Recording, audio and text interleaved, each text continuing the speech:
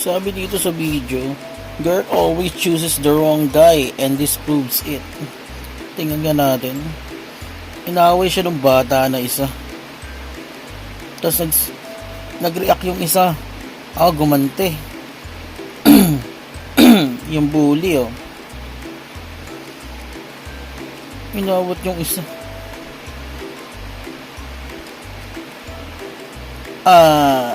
Tingin ko, yeah, she choose the wrong guy. Kasi naaway siya nito eh. Tapos pinagtanggol niya pa. Tingnan nga natin.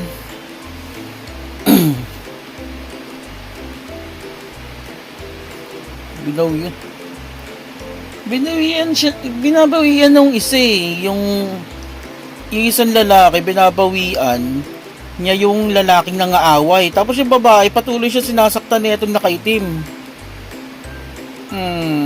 Pero pinipili pa rin ng babae yung nakaitim. Baka crush niya. Tingnan nga natin. Sinaktan. Tinulak.